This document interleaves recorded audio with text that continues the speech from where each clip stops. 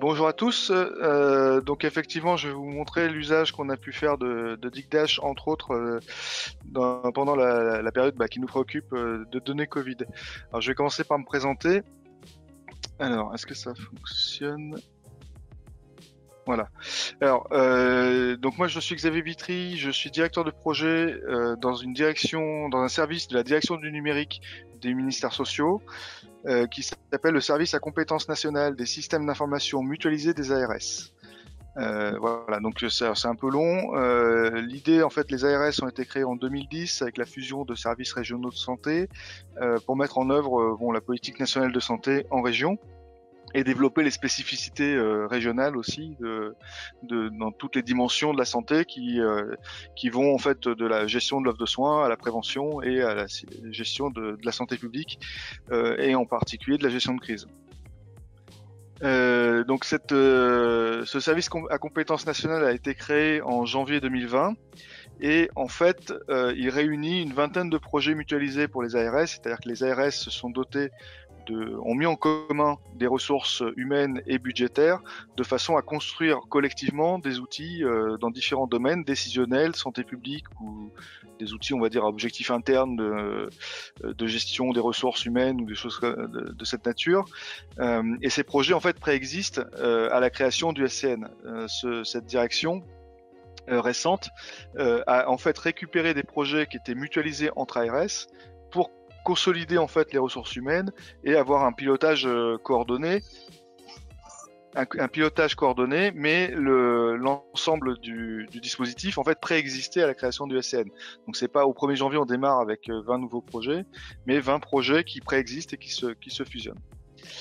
Donc moi-même, je suis directeur de projet, je suis géographe de la santé de formation et j'ai en charge en fait la partie des données décisionnelles au sein de ce service à compétence nationale. Donc ça représente 6 ou 7 projets dont je coordonne les chefs de projet. Alors dans la partie Covid, avant de commencer, avant de présenter de la donnée dans un tableau de bord fini et interactif avec toutes les fonctionnalités qu'Antoine nous a montré, c'est bien de se situer en fait dans un petit contexte un peu particulier, on va dire, extrêmement mouvant, avec évidemment peu de connaissances au départ, peu d'informations sur ce qu'on attend de nous, peu d'informations sur les objectifs à atteindre, beaucoup d'interlocuteurs qui se mobilisent, que ce soit institutionnel, que ce soit en interne, que ce soit avec des partenaires, avec évidemment la population qui a aussi des attentes et des craintes, la presse évidemment qui sollicite pour avoir beaucoup d'informations, voilà, dans un contexte évidemment très incertain, on va dire, avec une expression de besoin très évolutive, qui n'est pas forcément toujours en adéquation avec la capacité technique à réaliser les choses. C'est-à-dire que c'est bien de demander quelque chose, mais après il y a quand même un délai incompressible de réalisation, voilà, avec toute une série d'outils aussi qui se révèlent pas mal adaptés selon les sujets. C'est-à-dire qu'on a des systèmes d'information qui préexistent à la crise, mais évidemment la crise demande implique des questions et des sujets qui font que nos outils sont pas toujours adaptés à ces questions précises. Voilà, difficile d'anticiper toutes les questions qui peuvent nous tomber dessus. Et je peux vous dire que sur la partie crise, évidemment, on a un nombre de questions assez colossal et de visions très très différentes en fonction du nombre d'interlocuteurs et de qui sont les interlocuteurs, qui nécessitent en fait de revoir pour partie, voire de créer en fait in extenso des nouveaux systèmes d'information pendant la crise. Forte pression sociale, institutionnelle, politique et médiatique, des injonctions parfois contradictoires aussi, notamment, on est quand même dans un contexte de données de santé, donc il y a quand même des contraintes assez importantes liées à la sécurité des données personnelles, et puis parfois des demandes qui, pour aller vite, demandent à comment dire, à expliquer que bah non, on peut pas livrer cette donnée, en tout cas pas dans cet état, parce que c'est trop fin, parce que ça peut réidentifier, donc il faut prendre des mesures de protection. Et donc ça prend du temps, ça demande des contrôles. On est en partenariat évidemment avec la CNIL qui nous a contrôlé à plusieurs reprises. On fait des homologations, donc tout ça, ça prend du temps, ça mobilise des ressources et c'est parfois contradictoire avec la nécessité à la fois politique et médiatique de présenter de la donnée au plus vite pour aussi prendre des décisions opérationnelles. Et une montée en puissance assez exponentielle, voilà. Donc effectivement, dans tout ça, le chemin, c'est ce qu'on a laissé derrière nous comme trace, et on n'avait rien devant nous pour avancer.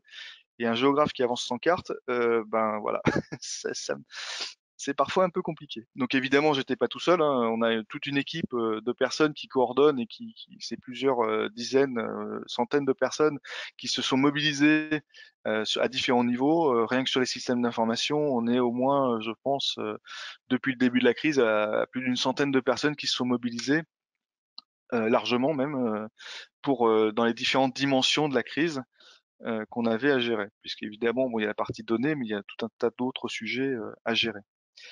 Donc, dans les sujets qui nous ont préoccupés sur la partie Covid et données et qui ont, on va dire, utilisé les outils d'IGDASH, on a eu les stocks et matériels de protection individuelle, les médicaments en tension. Donc ça, ce sont les médicaments qui servent, en fait, quand vous devez mettre intuber une personne en réanimation, eh bien, vous devez l'anesthésier. Et on a eu à un moment des tensions sur la disponibilité des stocks de médicaments. Et donc, il a fallu gérer ce point-là, ce point-là. Évidemment, les informations sur le dépistage, la vaccination.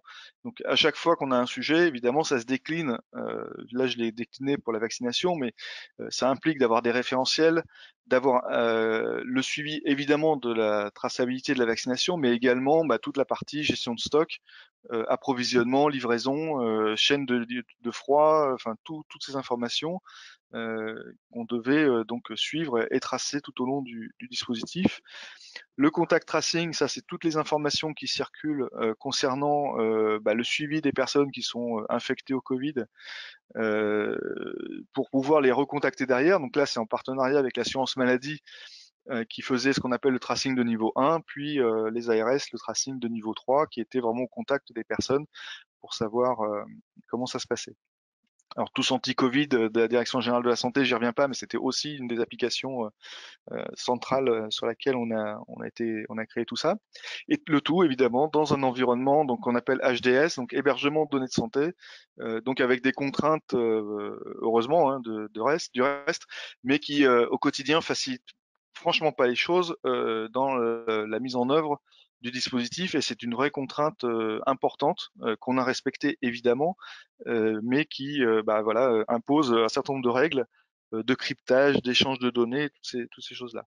Et puis bon, comme on n'avait pas grand-chose à faire, en plus on a eu l'incendie d'OVH en mars dernier qui nous a impacté et bien occupé pendant un petit moment.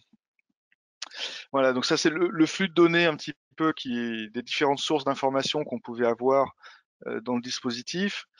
Et en fait, au centre, en gris, c'est un entrepôt, ce qu'on a appelé le hub Covid entre nous, ou l'entrepôt de données Covid, qui réceptionne en fait l'ensemble du patrimoine de données.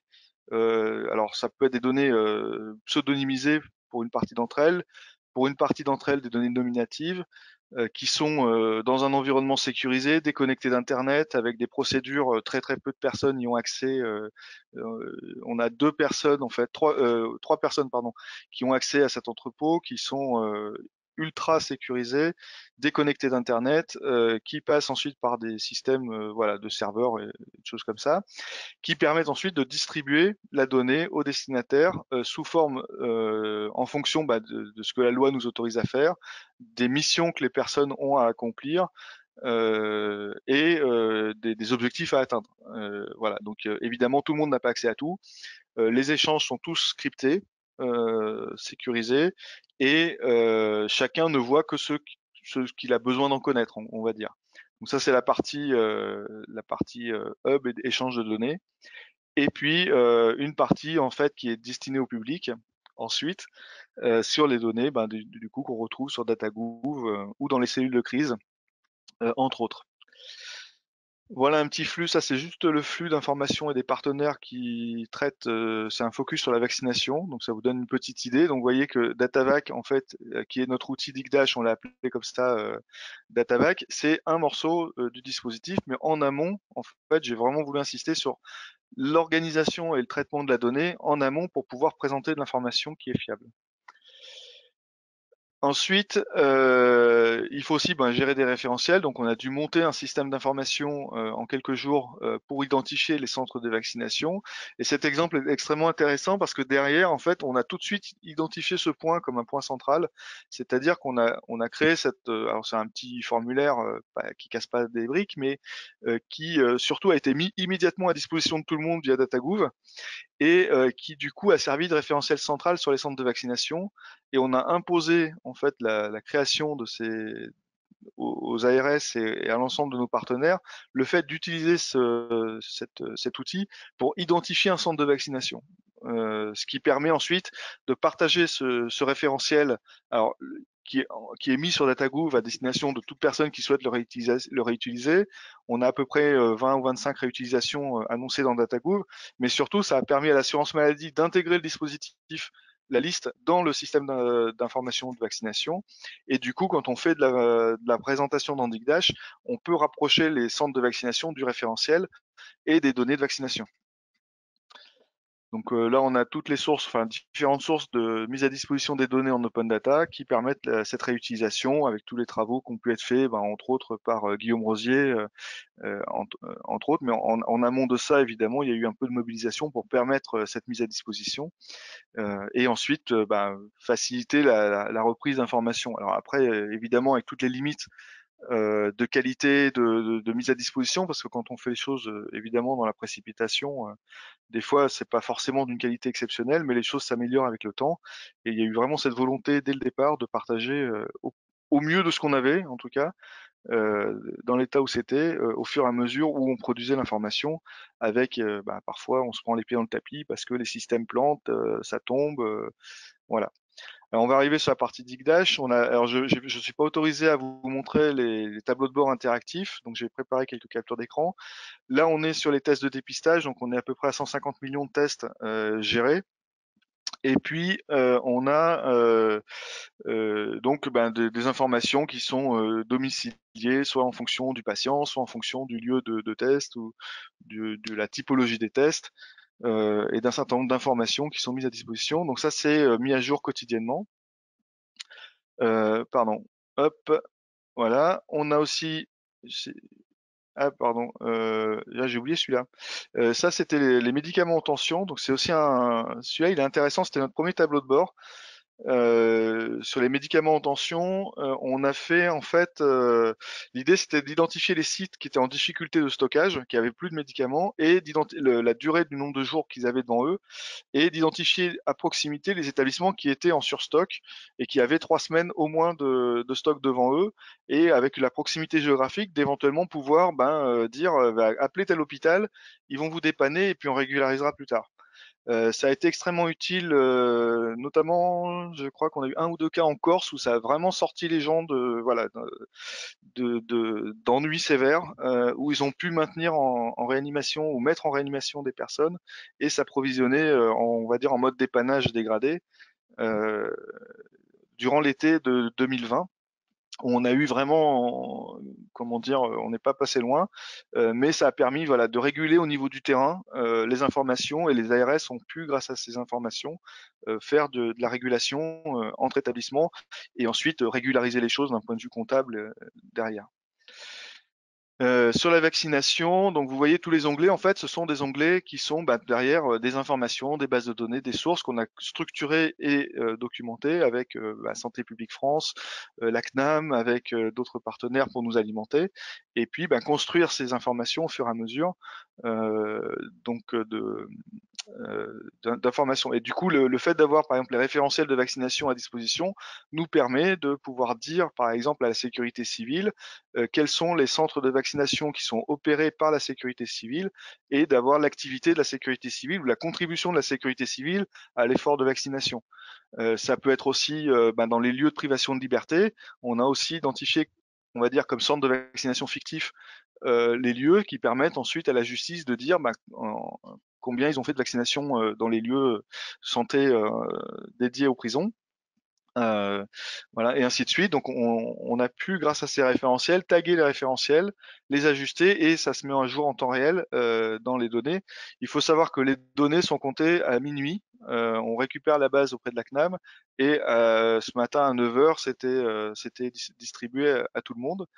Voilà, ça a nécessité en termes d'organisation, par contre, un groupe de travail quotidien qui réunit différentes institutions, notamment Santé publique France, la CNAM, le ministère et les ARS, sur qu'est-ce qu'on fait de ces données, comment est-ce qu'on les présente, que veut dire tel indicateur, comment on le calcule, on se met d'accord et on sort des choses qui sont cohérentes, que ce soit de la donnée la donnée qui est exposée en open data doit correspondre. Si on agrège l'information, là où on va évidemment, vu que c'est réservé aux cellules de crise et aux préfets, aux ARS ou au Conseil de défense, beaucoup plus loin en termes de finesse d'information.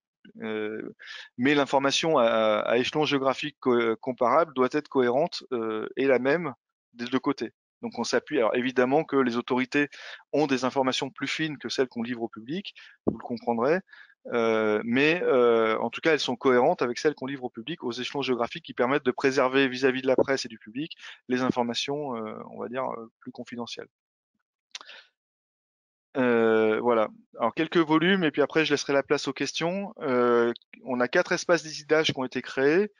Un sur les équipements de protection individuelle, les médicaments, les tests et la vaccination. Ça représente donc ce que je disais 150 millions de tests à peu près, un peu plus de 90 millions de vaccinations, un millier d'utilisateurs qui sont dans les ARS, dans le réseau assurance maladie, dans le dispositif dans toutes les cellules de crise interministérielles, ministère de l'Intérieur, l'ensemble des partenaires. On a des partenaires aussi au niveau de la justice qui peuvent aller voir un certain nombre d'informations. Voilà. L'ensemble de ces données que j'ai présentées sont évidemment toutes pseudonymisées, anonymisées, présentées de façon statistique et pas individuelle. On a des chaînes de traitement sur de la donnée nominative, mais qui sont en dehors des environnements de tableau de bord, donc j'en parle pas ici parce que c'est pas le sujet. Mais de toute façon, c'est hyper cloisonné et voilà. Moi-même, je ne vois jamais les informations, les données. Je les vois pas passer. Je coordonne et je fais un peu le chef d'orchestre ou l'aiguilleur parfois pour expliquer comment ça passe, par où ça passe, qui font contacter, mais je n'ai pas accès moi-même aux informations. Évidemment dans des environnements qui sont cryptés et hyper sécurisés. Donc on a plusieurs dizaines de gigas de données qui sont mis à jour quotidiennement. Voilà. Alors la cendrie d'OVH, ça a été un grand moment. On a eu une interruption de service de 24 heures. Et en 24 heures, grâce à l'intervention des équipes de Digdash et de nos autres partenaires qui hébergent les infrastructures, on a pu remonter le dispositif entièrement et rétablir le service en moins de 24 heures, ce qui, compte tenu de la difficulté qu'on a eue à ce moment-là, était quand même, et de la façon dont on était occupé, était une sacrée gageure. Voilà. Évidemment, tout est hébergé en France et respecte la réglementation française en vigueur. Donc en conclusion sur ma présentation, et après on pourra échanger avec les questions-réponses, je ne sais pas combien de temps il me reste, oui on doit avoir encore 20 minutes. L'idée en fait à travers tout ça, c'est de bien préparer ces données, c'est-à-dire que faire du tableau de bord interactif, c'est extrêmement séduisant et intéressant, mais évidemment il faut pouvoir préparer ces données de façon à ce qu'elles aient du sens d'une part, mais surtout que vous puissiez industrialiser le process de mise à jour. Et ça, c'était le gros enjeu sur lequel on s'est focalisé. Donc en amont, c'est connaître ou construire des systèmes d'information métiers qui sont prêts à faire de la statistique, c'est-à-dire anticiper le besoin, la dimension statistique dans la construction de son système métier. Ça, c'est extrêmement important, c'est-à-dire, ça veut dire se plugger sur des référentiels, se plugger sur de la donnée structurée, des choses de cette nature. Coordonner les acteurs impliqués le plus tôt possible, c'est-à-dire que le commanditaire qui veut construire, quand on est parti sur la vaccination par exemple, je crois qu'au 1er novembre, on a eu instruction de nous mettre en ordre de bataille sur le sujet. Au 27 décembre, on commençait la vaccination et on avait un système d'information qui permettait de faire de la saisie. Et le 4 janvier, on avait un tableau de bord d'ICDASH. Donc pour ça, ça veut dire qu'il faut paralléliser énormément d'actions et surtout coordonner un nombre d'acteurs assez conséquent de façon à proposer à prendre en compte le plus en amont possible les problématiques qui vont arriver le plus tard possible. Parce qu'il y a des problématiques dans DigDash pour présenter la donnée. Si vous n'êtes pas sur des référentiels géographiques, par exemple, et ben à l'arrivée, vous n'avez rien. Donc il faut pouvoir prendre en compte ça dès le départ pour pouvoir produire à la fin des statistiques de qualité. Donc ça c'est important, et donc avoir la vue d'ensemble en fait du dispositif, c'est aussi important là-dedans. Et donc surtout décloisonner en fait les interactions entre le commanditaire, les producteurs de données et les utilisateurs à la fin. Avec toutes ces conditions réunies, dans un contexte assez sportif, je dois le reconnaître, concernant donc l'usage de DigDash, on a un outil qui est efficace et qui est apprécié des utilisateurs, c'est-à-dire que vraiment les utilisateurs finaux. Alors on a aussi proposé aux utilisateurs des fonctionnalités, comme montrait Antoine tout à l'heure sur le, je sais plus comment tu appelles ça, là où tu fais glisser les variables et puis le truc pour les experts là. Donc ils ont ça à disposition. Ils ont les tableaux de bord interactifs. Pour pouvoir télécharger les informations, faire des filtres, forer la donnée, enfin ce genre de choses. Ils ont aussi des PowerPoint tout prêts, ça c'est très pratique. Je clique sur le bouton et ça me reconstruit mon PowerPoint ou mon PDF directement pour partir en réunion. Donc on en a fait quelques-uns des comme ça. Ça c'est extrêmement apprécié. Le rafraîchissement des données, évidemment, derrière, est extrêmement attendu. C'est-à-dire que on n'a même plus besoin de faire du monitoring de l'outil pour savoir si ça marche ou si ça marche pas. On a tellement de monde qui attend que à 9h30 ou 10h, si c'est pas à jour ou si ça mouline, on a quelqu'un qui nous le signale parce que il y a quelqu'un qui attend. Et donc euh, c'est extrêmement attendu, voilà, à tous les niveaux, que ce soit au niveau d'une cellule de crise en Guyane jusqu'à aux plus hautes autorités de l'État. Les outils qui ont été mis en place, DigDash, enfin le Datavac est devenu un des outils centraux, en tout cas, du dispositif de connaissance de l'information pour nos cellules de crise. La prise en main, alors pour les administrateurs, les personnes qui construisent les tableaux de bord, au début, on est parti avec une personne au ministère qui était un expert. Enfin, on avait d'autres tableaux de bord qui fonctionnaient déjà avec des personnes qui étaient plutôt à l'aise avec l'outil d'un point de vue administrateur. Et ça s'est plutôt bien passé pour démarrer le premier tableau de bord. On a formé une dizaine de personnes pendant la crise qui ont pu initier des tableaux de bord. Par contre, vu la demande, l'ampleur du projet et le dispositif qui a été mis en place et toutes les demandes qu'on avait par ailleurs, on avait une problématique de montée en puissance de compétences, et donc on a fait appel à l'équipe DigDash pour nous appuyer et développer à notre place, parce que à un moment ils font en 5 minutes ce qui va nous prendre 2h30 à comprendre, parce que il y a plein d'astuces, il y a plein de trucs cachés, il y a plein de fonctionnalités qu'on découvre au fur et à mesure, parce que voilà, quand on commence, et puis on n'a pas forcément le niveau d'expertise que peut avoir Antoine ou ses équipes. Et donc on a eu effectivement cette complexité et cet appui immédiat de l'équipe là-dessus. Des contraintes de volume, ça je pense qu'Antoine maîtrise bien le sujet maintenant, de fréquence de mise à jour. Je pense qu'on a poussé l'outil dans ses retranchements. Et ce matin, on était à jour à 9h30, quoi. Donc ça s'est pas fait tout seul, ça s'est pas fait sans problème, c'est clair, faut pas se le cacher. Mais ça s'est fait. Il y a eu des ratés, on est remonté sur le cheval et le cheval il tient toujours. Et ça c'est plutôt appréciable.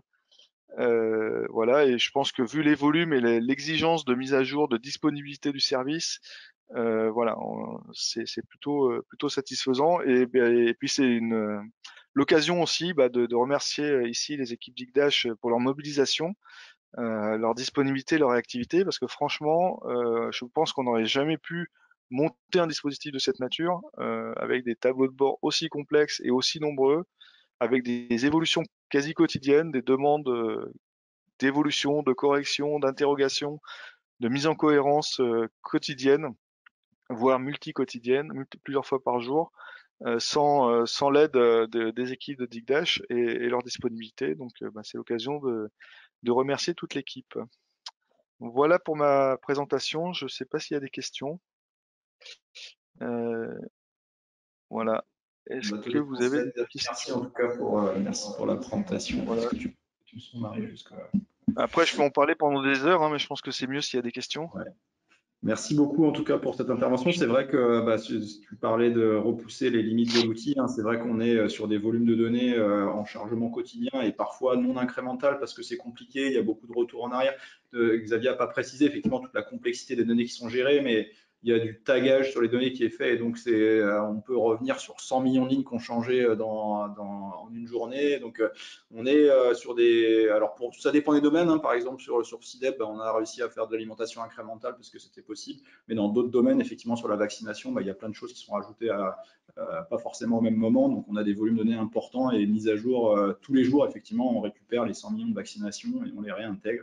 Donc, ça fait que. Et comme il doit y avoir une disponibilité de taux, ça fait qu'on essaie effectivement d'améliorer les processus de chargement pour avoir cette disponibilité le plus tôt possible. Merci de le rappeler, Xavier, c'était très intéressant. Alors, je ne sais pas s'il y a des questions, Marie, je te laisse peut-être relayer quelques questions en mode audio, comme ça, Xavier peut y répondre directement. Alors, la première question, c'est quand vous dites préparation des données, vous pouvez détailler un peu plus ce que cela implique comme étape de travail?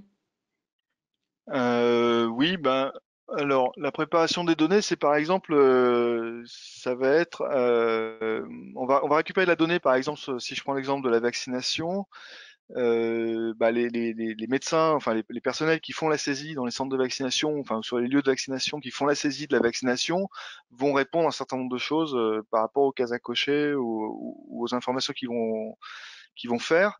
On a aussi des robots, par exemple, qui intègrent de la donnée. Et donc, on a une étape, en fait, dans la chaîne de production. On reçoit de la CNAM des informations tous les jours et on a des règles de traitement, enfin ce qu'on appelle des règles de gestion qui permettent de remettre d'équerre les données. C'est-à-dire que dans la saisie qui est faite par les médecins, des fois, c'est pas très cohérent. On a des robots qui nous envoient des informations avec des dates pas cohérentes, avec des choses, voilà. Donc, alors, on ne modifie pas la donnée source, on préserve la donnée telle qu'elle est saisie par les professionnels, mais on fait des traitements automatisés qui permettent de recaler les données pour qu'elles soient accessibles d'un point de vue statistique. C'est-à-dire que parfois, on va regrouper des catégories, on va dire que, par exemple, si vous avez là le dernier exemple en date, c'est comment est-ce qu'on calcule un rappel. On peut faire une troisième injection, par exemple, pour les personnes qui font un rappel, mais on peut aussi faire une troisième injection pour des personnes qui sont immunodéprimées. Donc, les personnes immunodéprimées vont avoir un délai de réalisation des vaccinations qui est inférieur à X jours, alors qu'un rappel, la troisième vaccination doit avoir lieu au moins 180 jours après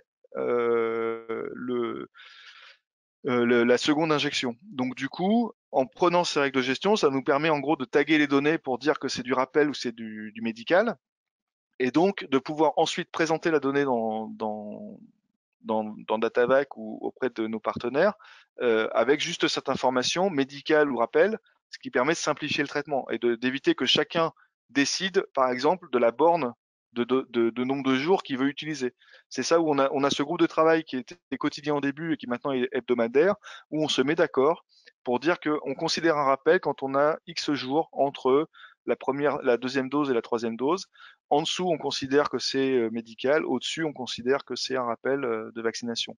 Et donc ça, en fait, il y a plein de sujets sur lesquels on se met d'accord sur la définition de l'indicateur. Qu'est-ce qu'on croise comme variable pour dire que, par exemple, vous avez un cycle vaccinal terminé, ça peut être avec une dose ou deux doses, en fonction de si vous avez eu un Covid ou non. Donc ça, pour les repérer dans la base de données, on se met d'accord, on définit des règles, on fait tourner ces règles sur la base de données, ça nous rajoute des variables, et ce sont ces variables-là qu'on met en valeur. Et du coup, tous les partenaires qui exploitent ces données le font de la même façon. Voilà, c'est ça, préparer les données, entre autres. Et puis, par exemple, sur les centres de vaccination, le référentiel des centres de vaccination, il n'existait pas au 15 décembre, ça n'existait pas. Et au 4 janvier, il était opérationnel. Donc, il a fallu créer un système qui fait qu'on a un référentiel unique des centres de vaccination qui permet justement de rapprocher les informations de vaccination et de dire au chef de centre de vaccination combien il a fait de vaccination.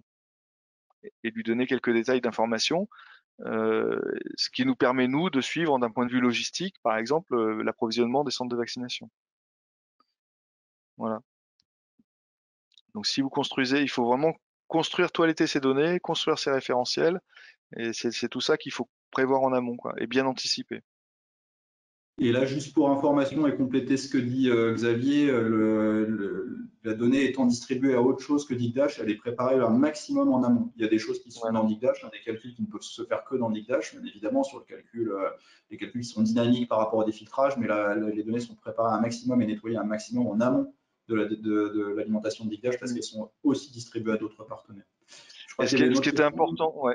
Ce qui est important sur ce sujet, c'est justement de partager ça en amont, de façon à ce que tous les utilisateurs aient exactement le même chiffre à l'arrivée. On ne distribue pas que la règle de gestion, on se met d'accord sur la règle de gestion, mais on l'applique en un seul point pour que tous les utilisateurs aient la même chose. Voilà. Je t'en prie. Alors, il y avait une autre question, Marie, je te laisse la relayer peut-être. Oui, la pseudonymisation est une sécurité suffisante, voire les technologies d'IA qui permettent de remonter aux personnes. Pourquoi ne pas avoir mis en place les technologies plus avancées de confidentialité différentielle? Alors, c'est une question un peu tech, je ne sais pas si tu peux répondre. Ouais. Je vais pas répondre sur la partie technique parce que là, j'ai pas de compétences sur le sujet.